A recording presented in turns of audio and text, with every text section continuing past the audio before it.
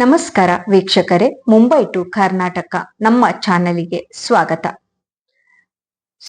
ಶ್ರೀ ರಾಮಾಭಿವಂದ್ಯ ಯಕ್ಷ ಸೇವಾ ಬಳಗ ಅವರ ವತಿಯಿಂದ ಆಯೋಜಿಸಲಾದ ವಿಶೇಷ ತಾಳಮದ್ದಳೆ ಹಾಗೂ ಸಾಂಸ್ಕೃತಿಕ ಕಾರ್ಯಕ್ರಮವು ಭಕ್ತಿಭಾವ ಮತ್ತು ಸಂಭ್ರಮದಿಂದ ಯಶಸ್ವಿಯಾಗಿ ನೆರವೇರಿತು.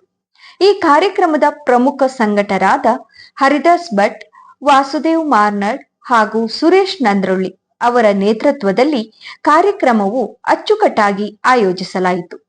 ಈ ವಿವಿಧ ಕ್ಷೇತ್ರಗಳ ಗಣ್ಯರು, ಯಕ್ಷಗಾನ ಕಲಾಭಿಮಾನಿಗಳು ಹಾಗೂ ಭಕ್ತರು ಹೆಚ್ಚಿನ ಸಂಖ್ಯೆಯಲ್ಲಿ ಭಾಗವಹಿಸಿ ಕಾರ್ಯಕ್ರಮದ ಯಶಸ್ವಿಗೆ ಸಾಕ್ಷಿಯಾದರು. ಈ ಮುಂಬೈ ಮಹಾನಗರದಲ್ಲಿ ತುಳುನಾಡಿಗೆ ಸಂಬಂಧಪಟ್ಟಿರತಕ್ಕಂತಹ ಬಹಳ ದೇವಸ್ಥಾನಗಳುಂಟು, ಮಂದಿರಗಳುಂಟು, ಭಜನಾ ಮಂದಿರಗಳುಂಟು. ಅದೇ ರೀತಿಯಾಗಿ ನಮ್ಮ ದೇವಸ್ಥಾನದ ಹೆಸರು ಅಂಬಿಕಾ ಆದಿನಾಥೇಶ್ವರ ಮಹಾಗಣಪತಿ ದೇವಸ್ಥಾನ. 200 ವರ್ಷದ ಇತಿಹಾಸ ಉಂಟು. ಸಾಮಾನ್ಯ ಒಂದು 60 ವರ್ಷದಿಂದ ಇದು ಕರ್ನಾಟಕ ಸಂಘ ಅಂತ ಟ್ರಸ್ಟ್ ಅಂತ ಬಂದು ಆಮೇಲೆ ಅವರ ಕನ್ನಡಿಗರ ವಶವಾಯಿತು. ಆ ನಂತರ ಇದರ main founder Gopala M Shetty ಅಂತ, ಅವರು ದಿವಂಗತರಾಗಿದ್ದಾರೆ. ಅವರ ಪುತ್ರ ಹರಿದಾಸ್ ಶೆಟ್ಟಿ ಅಂತ. 37 ವರ್ಷದಿಂದ ನಾನು ಈ ದೇವಸ್ಥಾನದಲ್ಲಿ ಇದ್ದೇನೆ. ಅವರು ತೀರಿ ಹೋದ ನಂತರ ಅವರ ಹರಿದಾಸ್ ಶೆಟ್ಟರು, ನಾನು ಹರಿದಾಸ್ ಭಟ್ ಅಂತ, ಇಬ್ಬರ ಹೆಸರು ಒಂದೇ. ದೇವಸ್ಥಾನವನ್ನು ಧಾರ್ಮಿಕ ಕೇಂದ್ರವನ್ನಾಗಿ ಮಾಡಿ 30-40 ವರ್ಷದಿಂದ ತುಳುನಾಡಿನ ಎಲ್ಲ ಸಂಸ್ಕೃತಿ ಕಲೆಗಳಿಗೆ ನಾವು ಬೆಲೆ ಕೊಡ್ತಾ ಇದ್ದೇವೆ. ತಾಳಮದ್ದಳೆ, ಯಕ್ಷಗಾನ, ಭರತನಾಟ್ಯ, ಹರಿಕತೆ, ಪ್ರವಚನ, ಸ್ವಾಮಿಗಳವರ ಪ್ರವಚನ ಎಲ್ಲ ಇದರ ಧಾರ್ಮಿಕ ಕೇಂದ್ರವನ್ನಾಗಿ, ಭಕ್ತಿ ಕೇಂದ್ರವನ್ನಾಗಿ ನಾವು ಮಾಡಿದ್ದೇವೆ. ಈ ದೇವಸ್ಥಾನ ಅಂಬಿಕಾ ಆದಿನಾಥೇಶ್ವರ ಮಹಾಗಣಪತಿ ದೇವಸ್ಥಾನ, ಇಲ್ಲಿ ಉತ್ಸವಾದಿಗಳು, ನವರಾತ್ರಿಗಳು, ಶಿವರಾತ್ರಿಗಳು, ಮೇ 16ರಂದು ವಾರ್ಷಿಕ ಉತ್ಸವ ಎಲ್ಲ ವಿಜೃಂಭಣೆಯಿಂದ ಜರುಗ್ತಾ ಇದೆ. ಪ್ರತಿ ಕಾರ್ಯಕ್ರಮದಲ್ಲಿಯೂ, ನವರಾತ್ರಿ, ಶಿವರಾತ್ರಿ, ವಾರ್ಷಿಕ ಉತ್ಸವದಲ್ಲೂ ಕೂಡ ಸಾಂಸ್ಕೃತಿಕ ಕಾರ್ಯಕ್ರಮದಿಂದಲೇ ಭಕ್ತಿ ಕೇಂದ್ರವನ್ನಾಗಿ ನಾವು ಮಾಡಿದ್ದೇವೆ. ಈ ತಾಳಮದ್ದಳೆ ಈಗ ರಾಮಾಭಿವಂದ್ಯ ಯಕ್ಷ ಕಲಾಭಿಮಾನಿ ಬಳಗ, ವಾಸೆಟ್ರು, ವಾಸುದೇವ ಮಾರ್ನಾಡ್, ಸುರೇಶ್ ನಂದ್ರೊಳ್ಳಿ ಅವರ ಒಂದು ಆಯೋಜನೆ. ಈ ರೀತಿ ಒಂದು ರಾಮನ ಕತೆ ಸಂಪೂರ್ಣ ನಿರ್ಯಾಣದ ತನಕ, ಹುಟ್ಟುವಿನಿಂದ ನಿರ್ಯಾಣದ ತನಕ ಒಂದು ಮನೆಯಲ್ಲೂ ರಾಮ, ಮನದಲ್ಲಿಯೂ ರಾಮ. ಇದು ಸಂಸ್ಕೃತಿಯ ಒಂದು ಪ್ರತೀಕ. ಸಂಸ್ಕೃತಿ, ಸಂಸ್ಕಾರ ಬಾಂಬೆಯ ಮಹಾನಗರದ ಜನಗಳಿಗೆ ಚಿಕ್ಕಂದಿನಿಂದ ಹಿಡಿದು ವಯೋವೃದ್ಧರ ತನಕ ಒಂದು ಸಂಸ್ಕೃತಿ ಸಂಸ್ಕಾರವನ್ನು ಹೇಳತಕ್ಕಂತಹ ರಾಮಾಯಣ, ರಾಮ ನಡೆದು ಬಂದ ದಾರಿ. ಆ ದಾರಿಯನ್ನು ಸುಗಮವಾಗಿ ತಿಳಿಸಲಿಕ್ಕೆ 24 ಎಪಿಸೋಡ್ಗಳ ಒಂದು ಕಂತನ್ನು ನಾವು ಆಯೋಜಿಸಿದ್ದೇವೆ. ಅದಕ್ಕೆ ಕಾರಣ ವಾಸುದೇವ ಮಾರ್ನಾಡು, ಸುರೇಶ್ ನಂದ್ರೊಳ್ಳಿ ನಮ್ಮ ಒಂದು ಸಹಕಾರ ಮಾತ್ರ. ವಿಶೇಷ ಅಂತ ಕೇಳಿದರೆ, ಈ ದೇವಸ್ಥಾನ ಶ್ರೀ ವಿಶ್ವೇಶ ತೀರ್ಥ ಸ್ವಾಮೀಜಿ ಪೇಜಾವರ ಮಠ ಅವರಿಂದಲೇ ಪ್ರತಿಷ್ಠೆ ಆಗಿದ್ದು 35 ವರ್ಷದ ಹಿಂದೆ. ಆ ನಂತರ ಅವರು ಸಮಾಧಿಯಾದ ನಂತರ, ದೇವರ ಪಾದ ಸೇರಿದ ನಂತರ ಅವರ ಶಿಷ್ಯ ರಾಮ ಜನ್ಮಭೂಮಿಯ ಟ್ರಸ್ಟ್ ವಿಶ್ವಪ್ರಸನ್ನ ತೀರ್ಥ ಸ್ವಾಮೀಜಿ ಅವರು ಕೂಡ ಬಂದು ಈ ರಾಮಾಭಿವಂದ್ಯ ಬಳಗದ ಈ ಪ್ರಥಮ ಕಾರ್ಯಕ್ರಮವನ್ನು ಅವರು ಉದ್ಘಾಟಿಸಿದರು. ಅವರ ಅಮೃತ ಹಸ್ತದಿಂದ ಉದ್ಘಾಟನೆಗೊಂಡ ಈ ರಾಮಾಭಿವಂದ್ಯ ಬಳಗದ ಈ ರಾಮಾಯಣದ ತಾಳಮದ್ದಳೆ ಕಾರ್ಯಕ್ರಮ ವಿಘ್ನ ಇಲ್ಲದೆ ಹಲವು ರೀತಿಯಾಗಿರ್ತಕ್ಕಂತಹ ಪ್ರೋತ್ಸಾಹದೊಂದಿಗೆ, ಸಹಕಾರದೊಂದಿಗೆ, ಉತ್ತಮ ಮಾರ್ಗದರ್ಶಕದೊಂದಿಗೆ ನಡೀತಾ ಇದೆ. ಇದರಲ್ಲಿ ಮಕ್ಕಳು, ಹಿರಿಯರು ಎಲ್ಲ ಭಾಗವಹಿಸ್ತಾರೆ. ಮನೆಯಲ್ಲೂ ರಾಮ, ಮನದಲ್ಲಿಯೂ ರಾಮ ಎಂಬತಕ್ಕಂತಹ ಒಂದು ಪ್ರಾಯೋಜಕತ್ವದೊಂದಿಗೆ ಮಕ್ಕಳಿಗೆ ಹೇಗೆ ಬೆಳೆಸಬೇಕು, ಹೇಗೆ ಸಂಸ್ಕೃತಿ ಕೊಡಬೇಕು, ಮಕ್ಕಳ ಮನಸ್ಸನ್ನು ನೆಗೆಟಿವ್ನಿಂದ ಪಾಸಿಟಿವ್ಗೆ ಯಾವ ರೀತಿಯಾಗಿ ತರಬೇಕು, ಭಜನೆಯಿಂದ, ಭಕ್ತಿಯಿಂದ, ಭಕ್ತಿಯ ಕಥಾ ಶ್ರವಣದಿಂದ ಮಾಡಬೇಕು ಅಂತ ಅವರ ಉದ್ದೇಶ. ಒಂದು 10ನೇ ಕಾರ್ಯಕ್ರಮ ಇದು. 9 ಕಾರ್ಯಕ್ರಮ ಒಳ್ಳೆ ರೀತಿಯಾಗಿ ನಡೀತಾ ಬಂತು. ಈ ಪ್ರತಿ ಕಾರ್ಯಕ್ರಮದಲ್ಲಿಯೂ ಕೂಡ ಮಹಾರಾಷ್ಟ್ರದ ಮುಂಬಯಿಯ ಮಾಯಾನಗರಿಯ ಪ್ರತಿ ಕಲಾವಿದರನ್ನು ಗುರುತಿಸಿ ಅವರ ಸಾಧಕತ್ವವನ್ನು ಮೆಚ್ಚಿ ಅವರಿಗೆ ನಾವು ವೇದಿಕೆಗೆ ತಂದು ಪರಿಚಯಿಸಿ ಸನ್ಮಾನ ಮಾಡತಕ್ಕಂಥ, ಅಂದರೆ ಸನ್ಮಾನ ಅಂತಲ್ಲ, ಗೌರವ ಒಂದು ಕೊಡ್ತಕ್ಕಂಥದ್ದು ನಮ್ಮದು ಉದ್ದೇಶ. ಇನ್ನೂ ಕೂಡ ಕಾರ್ಯಕ್ರಮ ಬಹಳಷ್ಟುಂಟು. ಅಂತಿಮ ಕಾರ್ಯಕ್ರಮ ಬಹಳ ಒಂದು ವಿಜೃಂಭಣೆಯಿಂದ ಮಾಡಬೇಕು ಅಂತ ಉಂಟು. ಅದಕ್ಕೂ ಪೇಜಾವರ ಶ್ರೀಗಳು ಬರ್ತಾ ಇದ್ದಾರೆ, ಸುಬ್ರಹ್ಮಣ್ಯ ಶ್ರೀಗಳವರು ಬರ್ತಾ ಇದ್ದಾರೆ. ಅದೇ ರೀತಿಯಾಗಿ ಧಾರ್ಮಿಕ ಕೇಂದ್ರ, ಧಾರ್ಮಿಕ ಶಕ್ತಿ ಕೇಂದ್ರ, ಪ್ರಜ್ಞಾಶಕ್ತಿಯ ಕೇಂದ್ರವನ್ನಾಗಿ ಮಾಡಬೇಕು ಅಂತ ನಮ್ಮ ಯೋಚನೆ. ಆ ದೇವರು ಖಂಡಿತವಾಗಿಯೂ, ರಾಮದೇವರು ಕೈ ಬಿಡಲಿಕ್ಕಿಲ್ಲ. ಮನೆಯಲ್ಲೂ ರಾಮ, ಮನದಲ್ಲಿಯೂ ರಾಮ ಅಂತ ಹೇಳಿ ನಾವು ಸಂಕಲ್ಪವನ್ನು ಇಟ್ಕೊಂಡಿದ್ದೇವೆ. ಅದು ಸಂಪೂರ್ಣವಾಗಿ ನಿರ್ವಿಘ್ನತೆಯಿಂದ ಕಾಪಾಡುವುದರಲ್ಲಿ ರಾಮದೇವರು ಹಸ್ತ ನಮ್ಮ ಬೆನ್ನ ಹಿಂದೆ ಇದೆ ಅಂತ ನಮ್ಮದು ಪ್ರಾರ್ಥನೆ.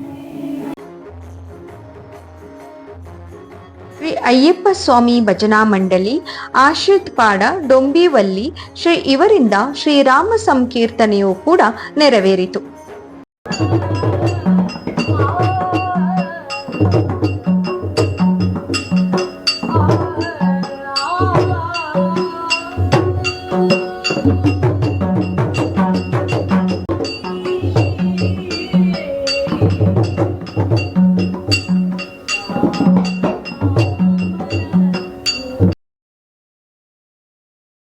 ಯಕ್ಷಗಾನದಲ್ಲಿ ಕುಣಿತ, ವೇಷಭೂಷಣ, ನೃತ್ಯ, ಹಾಡುಗಾರಿಕೆ ಎಲ್ಲವುದರ ಮೂಲಕ ಒಂದು ಪ್ರದರ್ಶನ ಕಥೆಯಾಗಿರುತ್ತೆ. ಇಲ್ಲಿ ತಾಳಮದ್ದಲೆಯಲ್ಲಿ ಬರೀ ನಾವು ಮಾತುಗಳು ಹಾಡುವಿಕೆಯಿಂದ, ಮಾತುಗಾರಿಕೆಯಿಂದ ತಾಳಮದ್ದಲೆಯ ಜೊತೆಗೆ ಕೇಳುವುದಾಗಿದೆ. ಇದರ ವಿಶೇಷತೆ ಎಂದರೆ ಹಿಂದಿನಲ್ಲಿ ನಡೆದಂತಹ ಒಂದು ರಾಮಾಯಣ ಮಹಾಭಾರತವನ್ನ ಜನರಿಗೆ ಹತ್ತಿರವಾಗಿ ತಿಳಿಸುವ ಉದ್ದೇಶ ಇವರದಾಗಿದೆ. ಇಂದಿನ ಜನತೆಗೂ ಕೂಡ ಇದು ತುಂಬಾನೇ ಉಪಯೋಗವಾಗುತ್ತೆ. ಇಂದಿನ ಮಕ್ಕಳು ಕೂಡ ಕಲಿಯಬೇಕಾಗಿದ್ದ ರಾಮಾಯಣವನ್ನ ಇವರು ಹಾಡುವ ಪದ್ಯ ಅಥವಾ ಇವರು ಹೇಳುವ ಕಥೆಯನ್ನ ಆಲಿಸಿದರೆ ಸಂಪೂರ್ಣವಾದ ರಾಮಾಯಣವನ್ನ ನಾವು ತಿಳಿದುಕೊಳ್ಳಬಹುದಾಗಿದೆ. ಇಂದಿನ ಇವರ ತಾಳಮದ್ದಲೆ ಅನ್ವೇಷಣ ಅನ್ನೋದು ಆಗಿದೆ. ಇದರಲ್ಲಿ ವಿಶೇಷವಾಗಿ ಅವರು 24 ಕಂತುಗಳ ಸರಣಿ ತಾಳವನ್ನ ಇಟ್ಟುಕೊಂಡು ಒಂದೊಂದು ದಿನದ ಕಾರ್ಯಕ್ರಮವನ್ನ ಪ್ರಸ್ತುತಪಡಿಸುತ್ತಿದ್ದಾರೆ.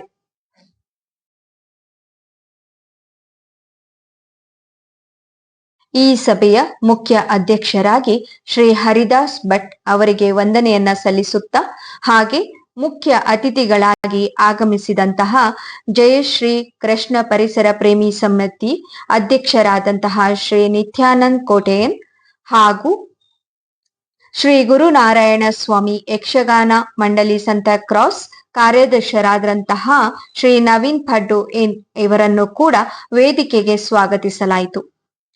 ವೇದಿಕೆಗೆ ಸ್ವಾಗತಿಸಿದ ನಂತರ ಇಲ್ಲಿನ ಮುಖ್ಯ ಅಧ್ಯಕ್ಷರಾದ ಶ್ರೀ ಹರಿದಾಸ್ ಭಟ್ ಅವರು ಶ್ರೀ ನಿತ್ಯಾನಂದ್ ಕೋಟೆಯನ್ ಮತ್ತು ಶ್ರೀ ನವೀನ್ ಪಡ್ಡು ಇವರನ್ನ ತಮ್ಮ ಸತ್ಪೂರಕ ವಂದನೆಯೊಂದಿಗೆ ಅವರಿಗೆ ಗೌರವವನ್ನ ಸಲ್ಲಿಸಿ ಸನ್ಮಾನಿಸಲಾಗಿತ್ತು.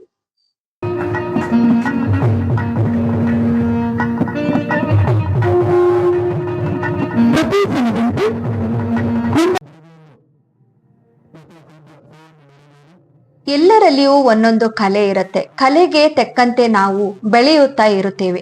ಬೆಳೆದವರನ್ನ, ಬರೆದವರನ್ನ ಅಥವಾ ಲೋಕಕ್ಕೆ ಪರಿಚಯಿಸಿದವರನ್ನ ನಾವು ಗುರುತಿಸಿ ಸನ್ಮಾನ ಮಾಡುವುದು ದೊಡ್ಡ ಹೆಗ್ಗಳಿಕೆಯೇ ಸರಿ. ಇವತ್ತಿನ ಈ ವೇದಿಕೆಯಲ್ಲಿ ಲೇಖಕರು ಹಾಗೂ ಕಥಾಗಾರರು, ಯಕ್ಷಗಾನರು, ಅನೇಕ ಲೇಖಕಗಳನ್ನ ಬರೆದು ಯಕ್ಷಗಾನಕ್ಕೆ ಕೊಡುಗೆಯನ್ನ ನೀಡಿದ ಶ್ರೀ ಕೊಳ್ಳ್ಯಾರ್ ರಾಜು ಶೆಟ್ಟಿ ಅವರನ್ನ ಇವತ್ತು ಈ ವೇದಿಕೆಯ ಮೂಲಕ ಗುರುತಿಸಿ ಸನ್ಮಾನಿಸಲಾಗಿದೆ. ದಾಂಪತ್ಯದೊಂದಿಗೆ ಅವರಿಗೆ ವಿಶೇಷವಾದ ಗೌರವವನ್ನ ಸಲ್ಲಿಸಿ ಇಂದಿನ ಪೀಳಿಗೆಗೆ ಒಂದಿಷ್ಟು ಕೊಡುಗೆಯನ್ನ ನೀಡಿದಂತಹ ಶ್ರೀ ಕೊಳ್ಳ್ಯಾರ ರಾಜು ಶೆಟ್ಟಿ ಅವರಿಗೆ ಹೃತ್ಪೂರ್ವಕ ವಂದನೆಯನ್ನ ಈ ಸಭೆಯ ವತಿಯಿಂದ ಸಲ್ಲಿಸುತ್ತಿದ್ದಾರೆ.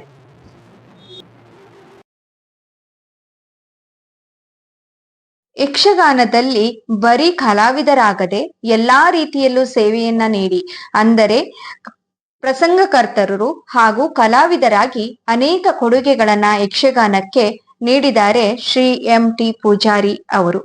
ಅವರಿಗೆ ಇಂದಿನ ವೇದಿಕೆಯಲ್ಲಿ ವಿಶೇಷ ಗೌರವವನ್ನ ನೀಡಿ ಸನ್ಮಾನಿಸಲಾಯಿತು.